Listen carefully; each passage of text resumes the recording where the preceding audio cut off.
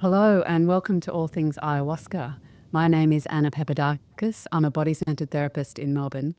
And on this podcast, we explore plant medicine in depth with Michael Guron. Michael is a ceremonialist and he's been working with the master plants for over a decade. And today we're going to be exploring Grandfather Huachuma.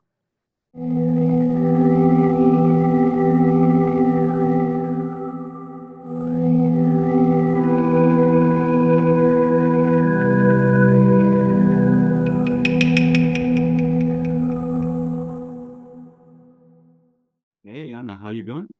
Good morning, Michael. Good to see you. Here we are again. It's About to really embark on a wonderful. journey with the Grandmaster Huachuma. Grandfather. Yeah, San Pedro, Huachuma. So Huachuma and San Pedro, what are you talking about when he's with those words? What are those words? So Huachuma is a Peruvian Inca in Quechua. It's a word in Quechua. Huachuma. It's the name of the plant, which most people know as San Pedro, as in Saint Peter, and it's a cactus plant that grows on the Andes mountains in South America. And Huachuma is an amazing plant that is very necessary at the moment on this planet at the moment to create a really amazing, positive, comprehensive healing. Is in the same way that we're looking at ayahuasca, which is, our feminine relations. And then we have Huachuma, San Pedro, that is the masculine part. Ayahuasca is feminine. Huachuma is the masculine aspect of ourselves. Yeah, there's a lot of people have heard about ayahuasca, but maybe not about Huachuma at all. That's right. Hmm. And this is something that I'm very passionate about. When we're starting this program, this channel, we're talking about ayahuasca, but fundamentally, it's like looking at the yin and the yang. On those basic hermetic principles of masculine, feminine. That we have the circle of the yin and the yang, and within the feminine we have the masculine, and within the masculine we have the feminine, and everything is interwoven, and we try to find that really the balance with those energies internally. So we cannot just do ayahuasca and expect everything to be perfect if we're not going to work on the masculine part, on the yang aspects of ourselves. Each one of us have both aspects within our bodies, within our physicalities, and then we have to find the balance and the healing that each energy needs alignment with. That makes sense. Yeah. So before we go into before we go into what the kind of healing and what happens with Huachuma, with grandfather, can you give us a bit of history about the background of Huachuma or San Pedro? Yeah. So I think it's a good start to talk about the next San Pedro. So the Spanish arrived to the Americas in the 1500 or so. I'm not quite sure the exact date, but when they arrived to the mountains, many of the culture up there and ran away up to the higher mountains. They used to travel back and forth, and they knew that they won't be able to arrive to a certain height. The Spanish and the Spanish recognized that they have a lot of power, in the indigenous tribes up in the mountains, and they saw them working deeply with this plant. And when they came there and asked the tribes, "What is this plant? What does it do?" And they said that this plant is opening up the gates to the heavens. And the cultural connotation of the Spanish was from a Christian religion, and straight away they put their understanding on it, which is Saint Peter as in the guardians and opening up the gates of the heaven, Ah, which is rather interesting because it's all green color. as well. When they look at St. Peter, when they're celebrating St. Peter in Ireland, and all the green colors Wow. of that's what which is very similar, because that's the colors of the plant as well. Uh-huh. So it's all interwoven in this really interesting way. And since then they call it, in the West they call it San Pedro cactus, Mm. St. Peter, San Pedro. Oh, so it's the same cactus, Huachuma and San Pedro, or is it different cactus? It's Huachuma is the Inca name. Huachuma is in Quechua. That's the traditional one of the, in Colombia they call it Aguacoya. There's many names. In different culture, that's the general name that we know. Like that is the common name. Like we say ayahuasca. In different culture, they call it differently. Like Yeah. Teje in Colombia, or we have the ayahuasca. Yeah, Fascinating. yeah. And it, what's the history of the use of Huachuma in those places?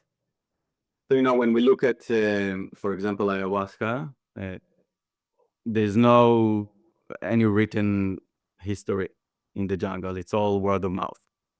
With Huachuma, it's kind of similar, but the only thing that we have is archaeological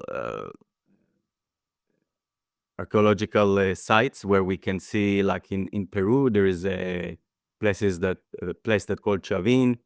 Chavin de Huántar is an amazing, powerful place where there is hieroglyphs there in stones, and they are dating 5000 BC. So Wow. um, that's the oldest known recording that we have of working with the sacrament Huachuma. When you see the hieroglyphs of the jaguar-headed shaman with big claw tusks, and the classic hieroglyphs with the sacrament of Huachuma in one hand, and they known to work with that plant for early as that. Um, yeah, so saying that, those culture disappeared completely. So there's many culture that we have the archaeological site, of the working with the plant, with the sacrament. Hmm. We have only the residuals. We have only their descendant of their descendant of their descendants. Most of the culture disappeared completely, probably just before the Spanish arrived there, because they saw the destructions that may arrive. No one have any idea where they disappeared and what happened to them. There's a lot of speculations out there, kind of like stories, um, but we don't know really what happened to them.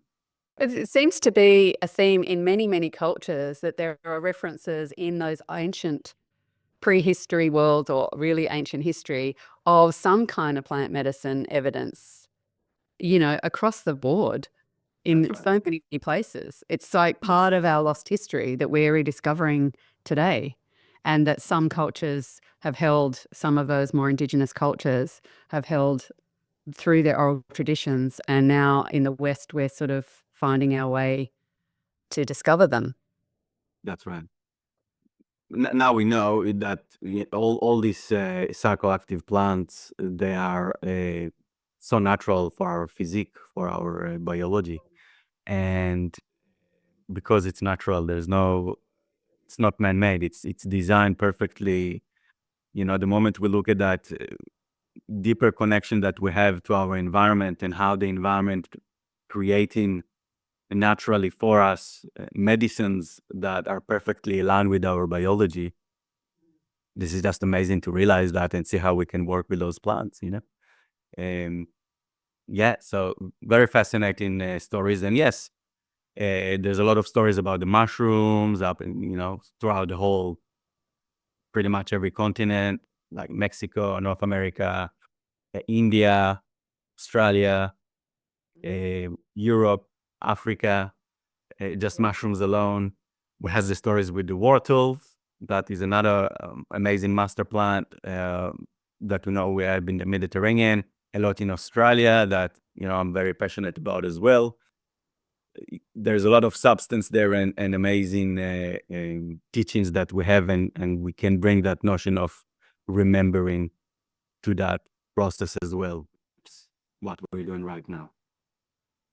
And we're at such a moment in history right now of coming out of the criminalization and putting some of these medicines that have been in the group of drugs and criminalized and into a whole new era of Yeah, recognizing this medicine and using it. So it's a pretty phenomenal time and exciting to be talking about it right now. yeah. I mean, when we're looking at it from that perspective, that I often say, drugs you go to get in the pharmacy. Hmm. They're drug dealers. We are going to Mother Earth to pick up the herbs from the garden, and Yeah. that's medicine. And that's the foundations of medicine, how it used to be original when we're looking at medicine, that holistic approach that the plants, the herbs are here to pick up the issue from the root rather to mask the symptom, you know. Yeah. And make us sick, the drugs make us sick in other ways, so you get something and then you lose something. Yeah. Mm. So it's called grandfather. So we're talking about the sacred masculine. Let's go back to Huachuma. Huachuma, is, as I said, it grows in the Andes. It has many varieties. There is some old traditional varieties, and nowadays we can. There's a lot of hybrid medicines as well that people cultivating, and there's um, a whole thing around cultivating this plant because people love it and it's amazing and it's amazing teacher, and there's all these amazing hybrids and new plants that coming in when people are mixing up different varieties. And um, so we do have a lot of that plant in the West at the moment. uh, and that there's a lot of the plants, the traditional plants that been overly harvested as well, which it's another issue that we need to look at as a constant way to regenerate and have a look at the relationship to the plants in nature, and cultivate and plant again, and create rehabilitation for the plants and nourishing uh, the original roots of this magnificent magical plant. I think the next episode we're going to talk about the elements of a ceremony. Is Huachuma also a ceremonial plant? So there are many ways to work with Huachuma.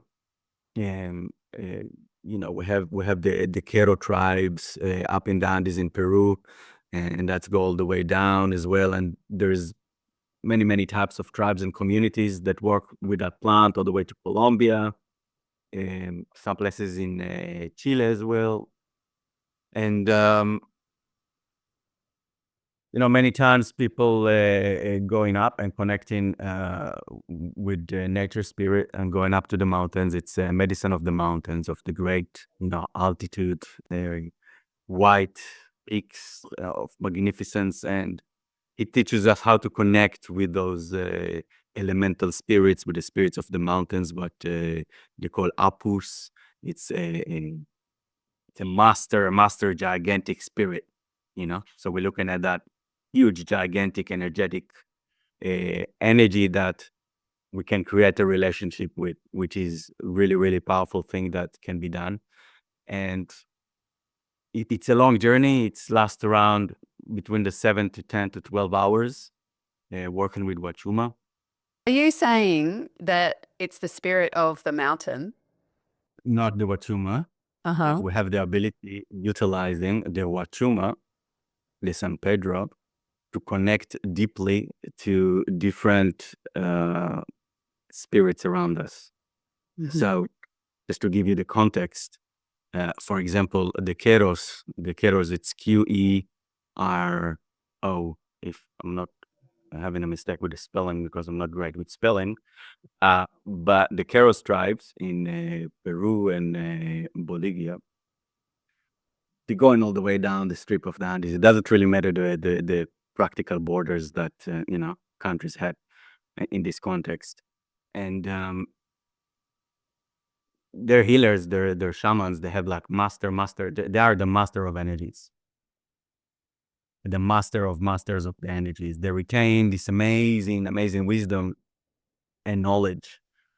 Uh, that enable them to connect so deeply with the energies of the mountains around them, the energies of the plants and everything around them. They were able to shift weather systems. The master healers, they could shapeshift. They did stuff that are way beyond our Western mind possibilities of what you can do with your physique, with your biology. They challenge this whole thing altogether, and they have such a deep relationship to nature, and a lot of the teachings come into the concept of what we call the ayini of reciprocity. Ayini is in Quechua. Reciprocity is all about giving back, because you cannot just expect to take everything and constantly use what you have from your environment. They have a deep knowing that no matter what, if they're not going to give back to the earth, going to give back to the spirits of the land, if they're not going to do that, they're not going to get the harvest back. They're going to have bad weather. They're going to have disaster. You're going to have in the village, you're going to have like arguments. So there is a deep knowing that if there is a misalignment with your environment, things not going to be, it's not going to be a positive thing for your community.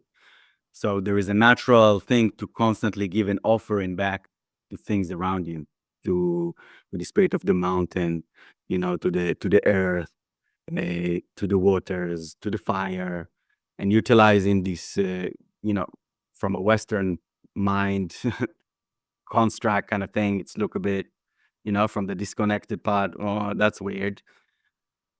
But then they're looking at everything as living being. Everything is in living being. There's no rock that is not alive. Mm. There's consciousness in everything, which is very similar to a lot of the Buddhist, cultures as well, like in Nepal and Tibet and the higher mountain, which is very interesting because they look even similar as well. And there's a lot of correlations between the cultures and how they are relating to their environment. So there's a constant, even in Buddhist traditions, they have the pujas, how they're going to give back the offering to the different archetypes, which represent spirits of the land as well. So it's very, very interesting. Obviously, like that is true right now in this world, that we are taking and we are not giving back, and we are in strife because of that. So we need this right now, right? Like you started off saying earlier on, we need this because we imagine if we had that understanding deeper in humanity now, that how we treat the world and everything in it as animate is what we need for the well-being of everything. Well, this is one of the gifts of Huachuma. It gives you the ability to tap into the interconnectedness of everything and everything. We are able to tap into the field of creation and see that everything is related. There's nothing that is by coincidence appearing somewhere. Everything is connected, so that gives you the ability to really see and observe, and I like to call it remember rather than learn. Yeah. So because deeply inside of ourselves, we already know it. It's a very natural thing, because the moment that we are born in our, pure innocence stage of being a child, we are there in that state. Yeah. So basically, we're going to that original innocent state where we know and feel that everything is connected with everything already. And we can tap into the soul lessons and the deep knowing of the physical body that the body knows, and that's bring us to the notions of traumas and the somatic experiencing and how the body gives us all the, as from your, from your therapies, that the body gives us all the wisdom that we need. I love the word remember. And when I am working somatically in the body and the pain of the body, whether it's emotional pain, whatever that's in the body, when we connect to that, we remembering, which is the opposite of dismembering. We're putting ourselves back together. That's the word of remembering, and I just love that word. It's all there. It's just being cut off and separated. And when we remember, we're coming back together. It's one of the biggest things that we're going through at the moment, really, as humanity, is about remembering who we are, remembering our center, remembering our power from a positive, hearty, creative way that we can bring forward into creating a new society, a new culture that is connected deeply with the environment, that is able to uh, thrive with harmony rather than, survive with strife of war and difficulties and pain and traumas and entangled, uncontrolled pains and kerfuffles of, discomfort, and then the moment we bring that into our space and we started to open that up, there is a natural opening up of this entanglement, and there is a memory just underneath it. It's not even a thing in tribes. It's not even a thing. It's a state of being. It's not even like they don't even have to try to do that. Yeah. They don't have to try to do that thing. They don't have to try and think, I need to be responsible. Yeah. Because their connection is so deep with their environment. You just know that you are the guardian of the garden. Yeah. There is a reason why you're there. You are the guardian of the garden. This is your garden. What you're gonna do with it?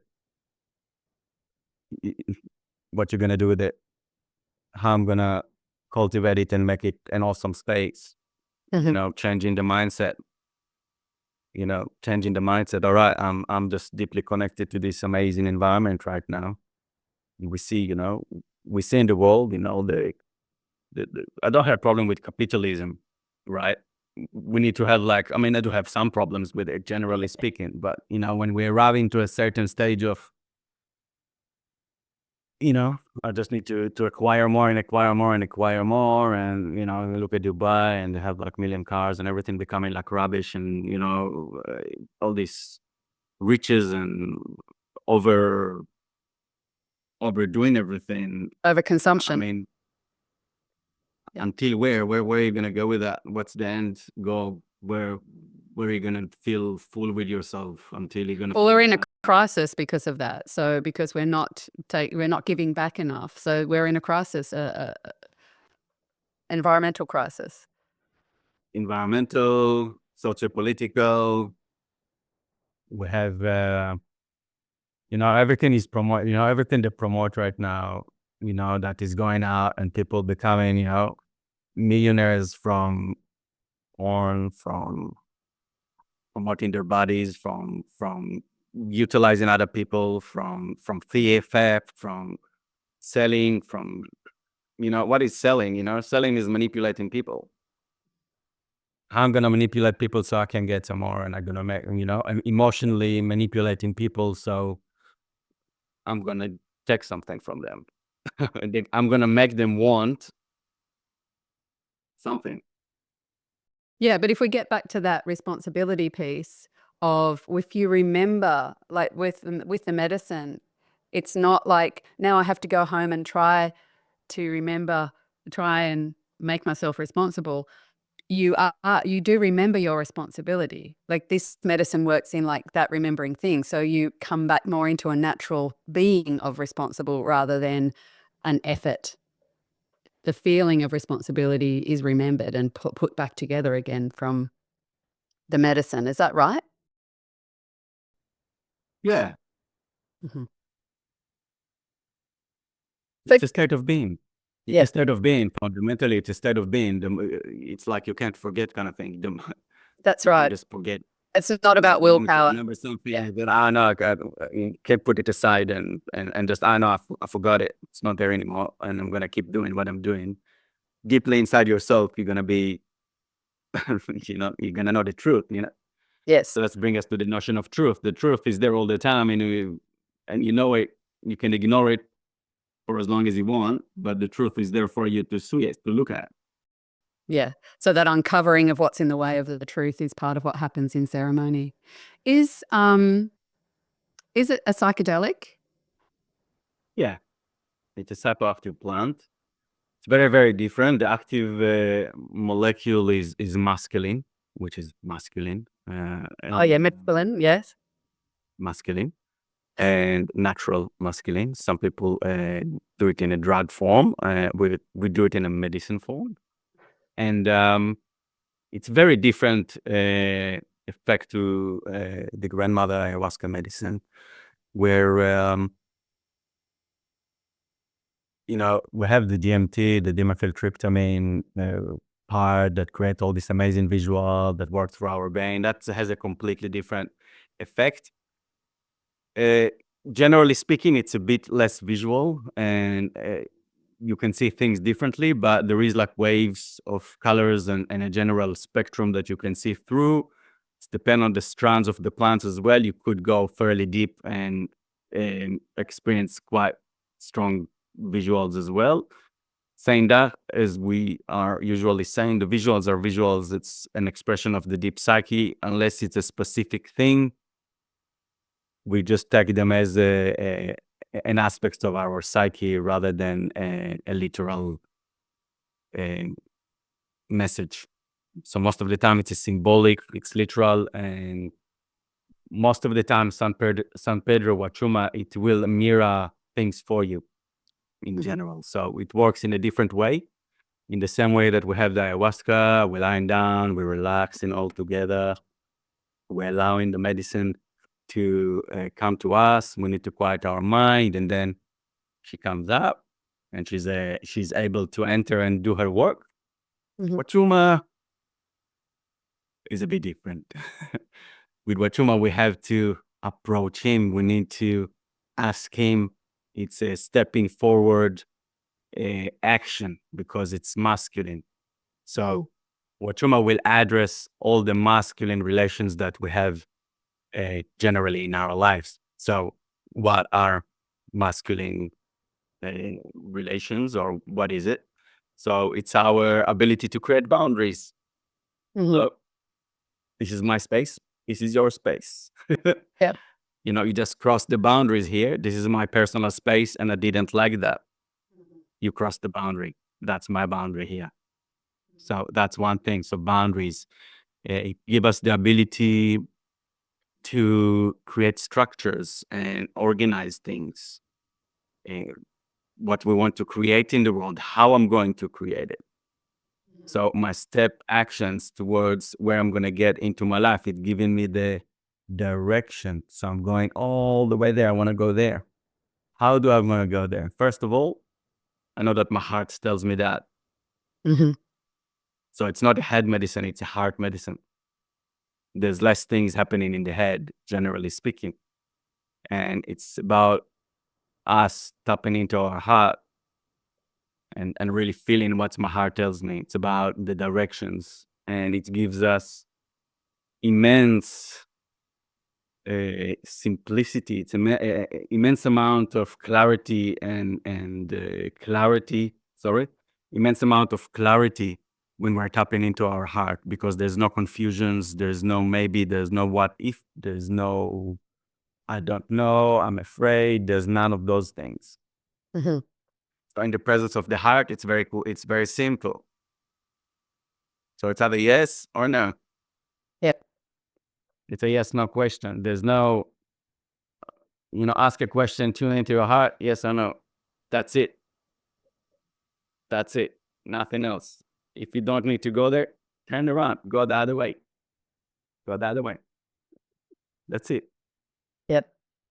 Then slowly after that, we can start and using our mind in the aligned way with our heart, how I'm going to execute what I need to do further. But I'm not complicating everything beforehand, before I even started to do something. So I'm not just a talking head. I'm allowing my heart leads the way.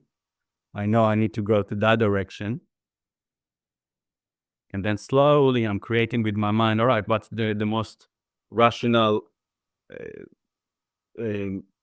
steps that can create to get to that destination of where I want to go? What is my mission?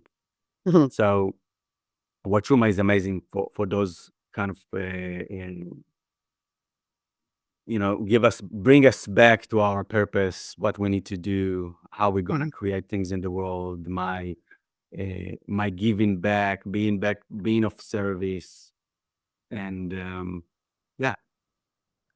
Does that mean your intention may be different or framed differently if you're preparing for a Huachuma ceremony? Likely, yeah. Mm. For many people, they can drink, medicine for many ceremonies. It can be like 2, 3, it can be 20, it can be 30, it can be 100. But then eventually there is only certain amount of things that you could process if there is an issue with a masculine relation that you haven't worked out with grandmother, because she can do certain things, but grandfather can fix up different things. Mhm. So um, generally speaking, we're looking at our masculine relations, meaning my relationship to my dad, my relationship to my brothers, my siblings, my grandfather. What reflections I got from them, what emotional things I needed to sort out from that. If my grandfather wasn't there, I didn't have a masculine presence in my life, which we know is quite strife in this era at the moment because of all the things. Yep. And I want to fix that up, and I want to receive a positive masculine energy in my life, Mhm. for example. Huachuma is amazing for ancestral healing. So really going back to our, where we're coming from, because he's activating our physical body. So the moment we have the medicine is going inside and it start to activate. He's activating all the meridian lines, and you're starting to feel the energy in a really subtle way. And it helps you to open up those memories that we're talking about. Mhm. And then because you are your ancestors, you are the result of your ancestral lineage, which is encoded within your DNA, which is, we know that we have the trauma that we're receiving. We are inheriting those traumas from our genetic codes. Yeah. Sometimes it takes 3, 4 generations to remove those traumas. I can see it clearly in many, many, many people, Uh, for example, I can share a quick story. I have a couple of clients that, their grandparents used to be in the Holocaust. It's just their grandparents. Grandparents, like, uh, you know, mother, father, and then the grandparents was in the Holocaust. And in this life, their whole life, they still working out this whole thing of the Holocaust that Yeah. was Yeah. back then. Only the next generation after that, maybe potentially, hopefully, gonna be resolved from that. So it's gonna be the fourth generation that's gonna be okay, kind of thing. Yeah.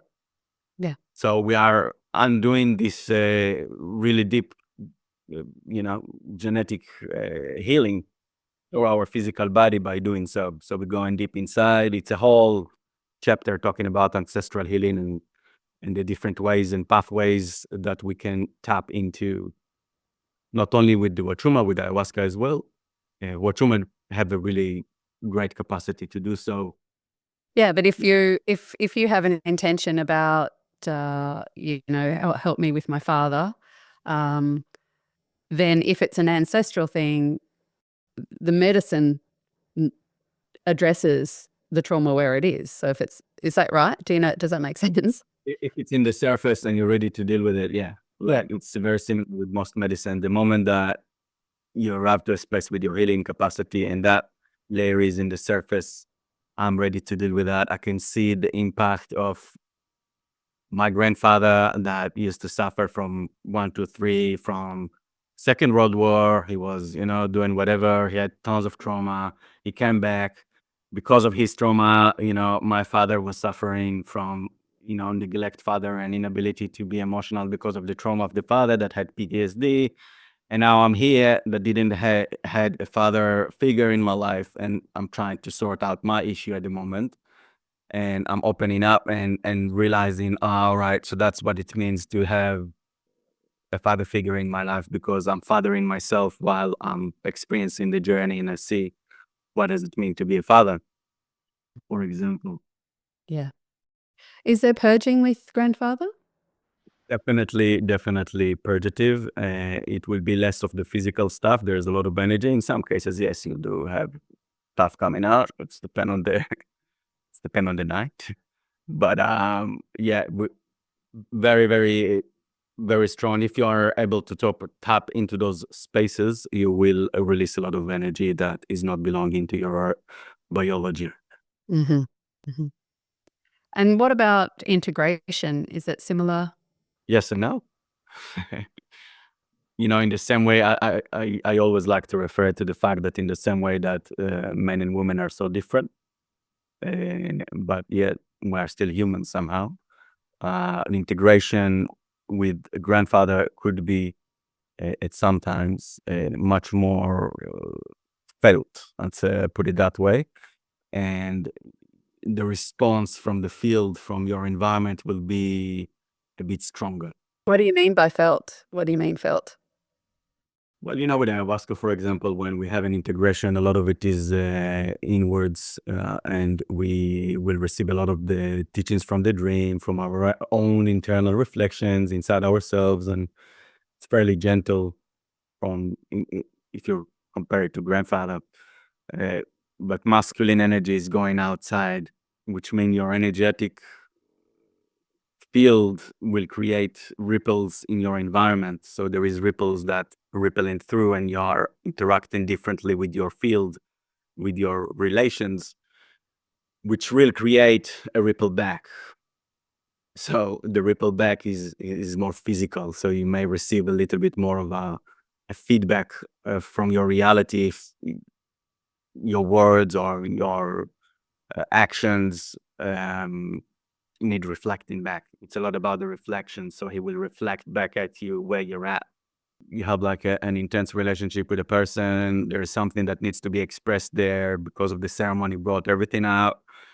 And then if it's done in the first few days, it's kind of like recommended not to, but only when the energy is a bit coming down and more relaxed, we're able to communicate and put things into place and being able to release that thing. Otherwise, it will be like a volcano and eruptions. And because one of the things, the essence of Huachuma is fire, is like injecting fire into your system. It's like testosterone, just like bring up more energy, and it's making you like really strong. And suddenly this thing inside of you need to express itself, and it's coming out. It will have to express itself in one way or another. And so that's more interactive also with the world of like the things that you haven't been able to do, you're actually getting out there and taking steps. Yeah. It's all about the steps, stepping forward, being able to remove the procrastinations, fears, things that I'm covering inside. It gives us a greater sense of focusing, of clarity, it's quieting our mind, really help us to sit, the upright, erect spine, strong, hearty. The heart is, pushed forward, and not like, profile like that. The head is forward. We just rather allowing ourselves to be, the heart leads the way when we walk in this earth. We have to let the heart do that. Otherwise, when the posture is forward, the head is overthinking, and I'm trying to create things, but everything is going sideways. Yeah, I'm just trying to like do that. Yeah, it's about, straighten up right. It's all hard. The moment the eyes is opening up, the third, it will open up because your heart is available. Mm. So is it a bit of a longer integration? Do you need some time off? Do you think? I'd say so. At least a day off after, if not two.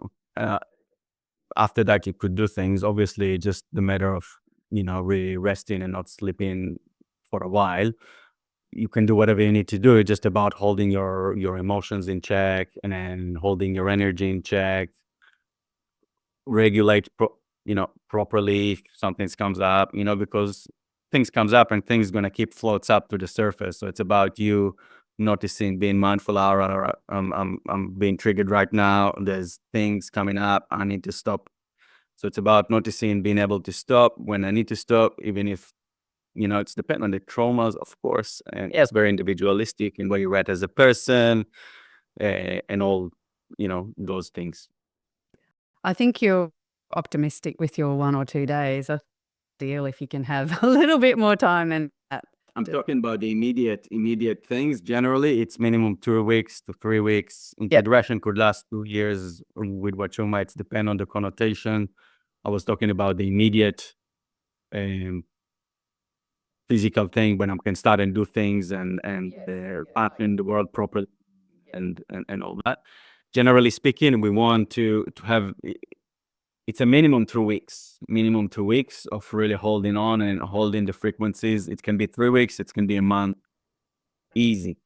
Depend on the ceremonial context, depend on the strength of the medicine. It's depend on your sensitivity, on your physique, on your biology, on your energetic body. And are there things that are better to support you in integration, or is it because the same kind of things we discussed in our integration episode?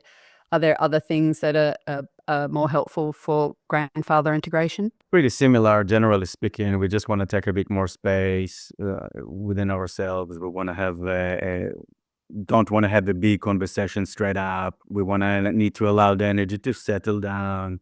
We need to rest, walk in nature, connect with the mother, swim in the ocean is great.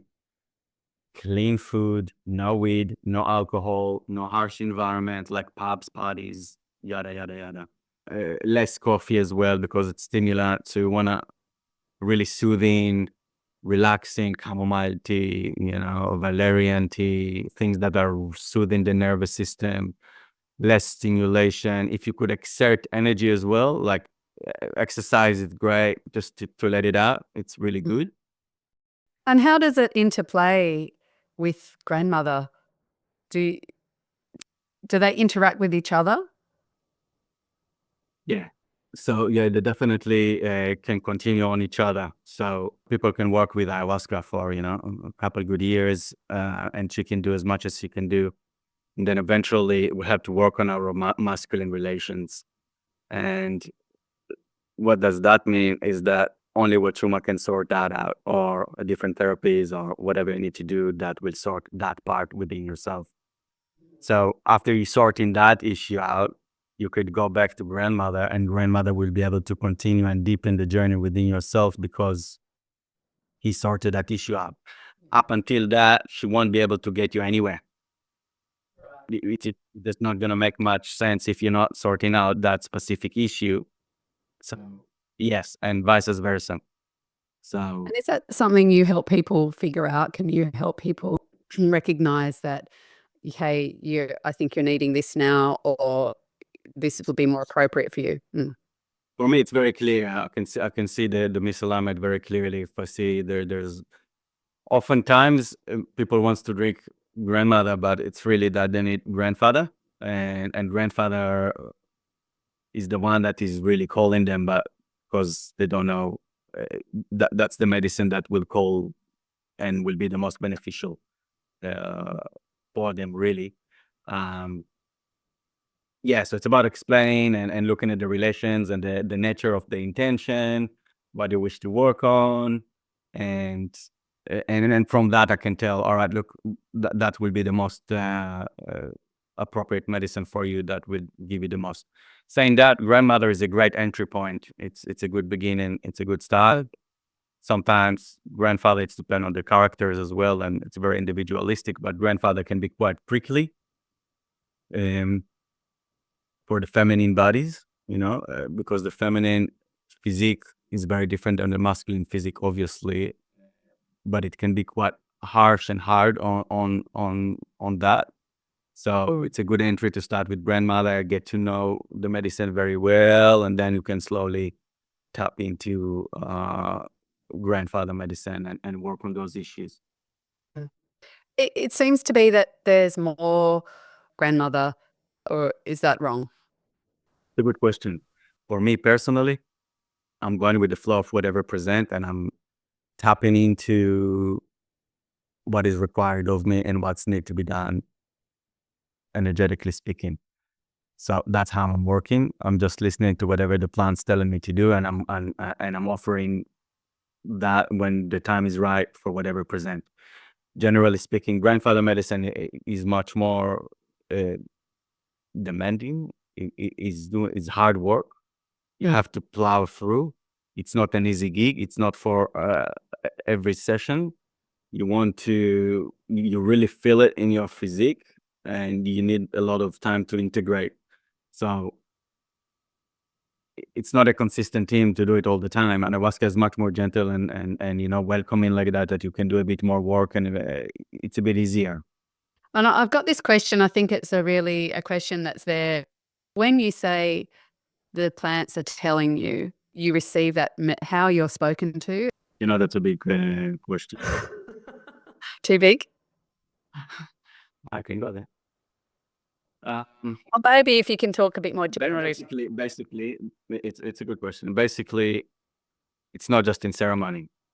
Basically, what is happening, there is a deeper relationship. The moment that you work with the plants over the years, you become it's a natural relationship, like with the friends, with the allies that are guiding you and working with you each and every day. Ceremonies are the ceremonies, but they are with you each and every day.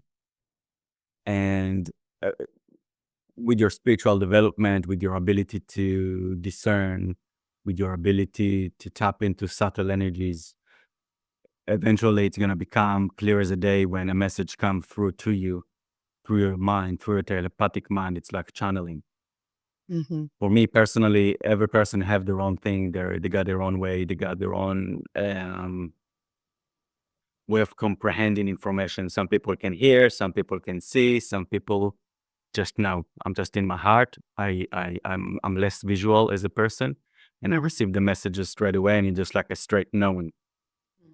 So I just know. So I have to pause for a minute. I'm getting into a state of stillness, and I'm just okay. That's what you need to do. 1, 2, 3, 4, 5, and that's what's gonna happen. So it just clear as a day kind of thing, which is a bit weird, but not. So it's a deep relationship with the plants when they're able to give you those directions, the direction of spirit of where they see the whole picture. They see the whole picture, Yeah.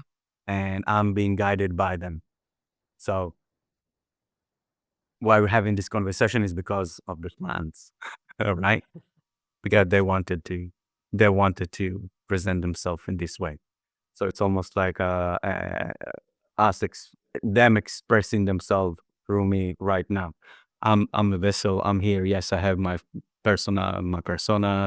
I'm Michael. I'm this and that old, and that's who I am as a person. And I learned a lot from the relationship from the plants. But the plants are coming through me all the time, and they are communicating through me, and they have a specific things that they wish to express through my physique.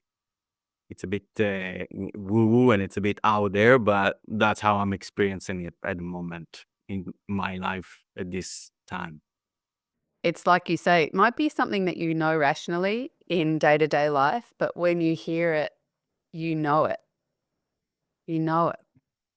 Yeah, it's a deep knowing that that's what has to be done.